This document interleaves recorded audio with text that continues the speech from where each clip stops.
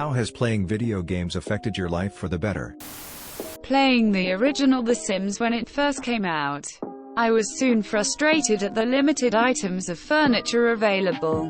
When The Sims Transmogrifier was released, enabling people to make their own items to use in the game, I bought myself the latest version of Photoshop 5.5, did the tutorial, opened my own fan sites so others could also use the stuff I made. From that, I learned web design and not just Photoshop but other Adobe software, and was able to add graphic and web design to my self-employed portfolio, gaining many more clients along the way. I learned English from playing video games. Years later, now, I just got a new job where one of the requirements is speaking English. Would never get it if I didn't play video games in the past. Playing as a kid was what got me first interested in history. It's still one of my major interests, and I just love learning about all kinds of stuff from the past all the time. Oh, and playing Fallout introduced me to all this kick-ass 50s music. Say what you will about the newer games, but Uranium Fever is and will always be my jam. Met wonderful people that I love to play with and talk to. They are a part of why I can be happy. I'm a better problem solver. Turns out that math is a lot more digestible when you have an activity to apply it to and see its effects in real time. Y'all are getting into some crazy math games and I'm just talking about how gratifying it is to bonk a pickled T-Rex on the head with a giant hammer. Honestly, it helped with my anger as a kid. Learning how to handle the anger of not being able to beat a boss/level or solve a puzzle gave me the skills growing up to do that in real life. Well, for one, playing RuneScape in my early teens taught me how to type quickly. I still remember the time my dad installed one of those typing practice programs on his computer and proudly told me that he'd learned to touch type at a brisk 42 WPM, then recommended that I install it too because learning how to type quickly is useful and you might need it in the workforce one day. He was awfully surprised when I fired up the program and immediately started typing at 110 WPM no problem at all, just from my time spent advertising the items I wanted to buy and sell in RuneScape. I spent my 19th birthday in the cancer ward sleeping on a rock-hard couch, watching over my sick twin sister because my mom told me that the painkillers she was on could send her into a coma. I was at my lowest point. I had dropped out of school to watch over her. I had no job. I had no money. I had undiagnosed anxiety at its highest point. And my sister was due for a surgery that had a 50-50 shot of spreading cancer from the basketball-sized ovarian cyst into her entire body. I had such a bad panic attack in that hospital waiting room that my best friend had to tackle me to prevent me from trying to break open the windows because I couldn't breathe. I was working off of vending machine cheese ITZ, Mountain Dew, and the clothes on my back. Oh, and my 3DS. I had always wanted one since I was little, and I was obsessed with Pokemon. But my parents wouldn't let me have one. Well, at 18 years old my sister, with her first holiday paycheck, got me used Special NES Edition 3DS with Omega Ruby and Animal Crossing New Leaf. I was beyond stoked. It was the best gift I'd ever gotten. It's how I survived. We were on the 32nd floor and the huge window was picturesque to the city below. Especially at night, when Carol was sleeping at 3 a.m. while we were waiting for her next test. I was upgrading my house and filling up the aquarium with all the fish I could catch. I was vibing with the cafe guy and KK and landscaping my town to the night sounds. When she was in surgery, I was trying to shiny hunt her favorite Pokemon in a manic attempt to convince myself that it mattered in some small way compared to the chaos around me. She's cancer-free and lost an ovary. We both pre-ordered their new Animal Crossing game to play together and we both play Pokemon SWSH. My anxiety got worse. And then it got better when I went on meds fit. I got a job. I'm going back to school. Video games powered me through some of my worst nights. Some of my most terrified and helpless moments.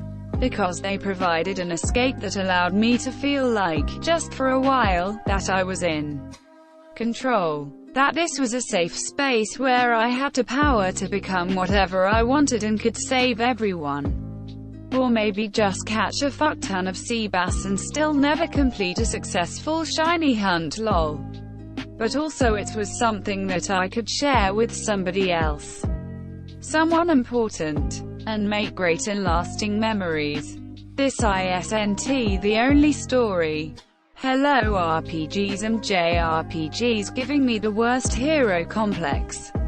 But I think it's the one that hits home the most. Sorry for the long read. In not panicking right now about having to stay home BC of Corona. Gave me a hobby and something to keep my mind from sinking into an endless pit of anxiety and depression. I can talk with friends while doing things we all like to do. Also, gives me stuff to brag about. I have snap reflexes when I'm shooting at monsters IRL. Edit. Wow, never fought so many likes. Thanks GUIs. It's good escapism. If you have a lot of time to kill. Like right now. For example, getting lost in Skyrim for hours on end is a good way to pass the time and not worry about anything. For a while. I've learned that giant alien spiders are no joke. The stock answer is fiscal responsibility, thanks to SimCity 2000. Or RPGs like Mario and Luigi.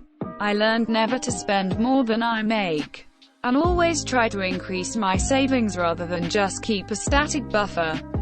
The more interesting story is thanks to the 4X strategy game Galactic Civilizations. That was my first introduction to the concept of a tech tree with chains of prerequisites. In fall of my sophomore year of college, I planned out my spring semester with my advisor prior to registration, and he said everything looked good. But between that meeting and actual registration time, I idly mapped out a tech tree of my course requirements for my intended major and discovered that if I didn't take chemistry next semester, which I hadn't planned before then, I wouldn't be able to take all my required classes in time to graduate in 4 years. So bottom line, strategy games may have saved my college career from potential disaster. Brad, U. Dragonol, Wardell of Stardock Games. If you ever read this, thank you so much. I've battled depression my whole life. I'm 43, and there have been several suicidal episodes put off because a major game was releasing and then I hit an upswing. Good thing they pushed Cyberpunk back. Zany face. It's improved my reaction time to real-world things. I've met lifelong friends on there. Video games have become a big part of my life since I was able to play games. My mom would never let me play games when I was younger unless it was Guitar Hero or DJ Hero. It's odd, but video games have become my sanctuary of sorts. Sims 2 taught me so much. I first got the game when I was 8. I grew up in a very racist, homophobic area, and as a straight white person I was probably going to grow up the same, but I remember playing Sims and there were black people, white people, tanned, mixed race, aliens. The storyline of Strange Town made me realize how ridiculous racism really is. Black Sims were just as interesting as white Sims. There were rich Italian families and poor white families and everything in between. Also, the ability to make any Sim gay. At first it was funny, haha look I made lesbians. But then you realize they're just normal people. When you get a Sim to kiss a Sim of the same sex, nothing is taken away, the Sim is still respected in the same way.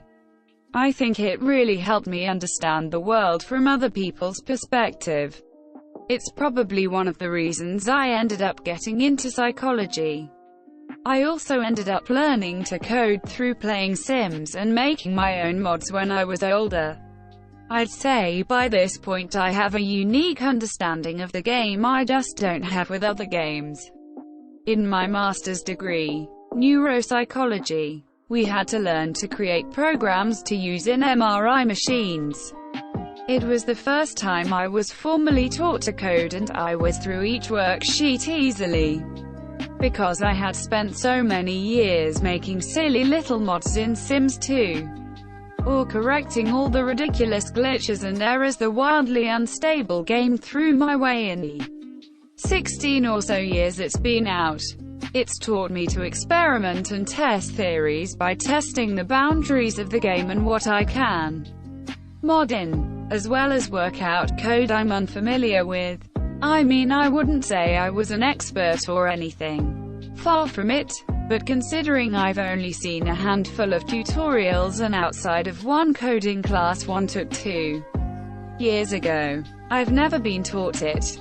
I'd say I was competent. It's also my happy place. I have pretty bad anxiety, compulsive thoughts and depression. I feel like playing Sims can reset it. I get all involved in the silly little dramas I create in the games, or write down in a notebook a mod I want to work on and the ins and outs of how it would be possible, what already exists in the game, etc. Sometimes I just sit and draw maps, imagine up cities or buildings, or even just think about which Sims will marry which. I don't even have to be playing the game to benefit from it. When I was taking the AppUS history test, I got a question right that I wouldn't have otherwise known if I hadn't played Assassin's Creed 3. It helped me quit smoking by keeping my mind off the cravings.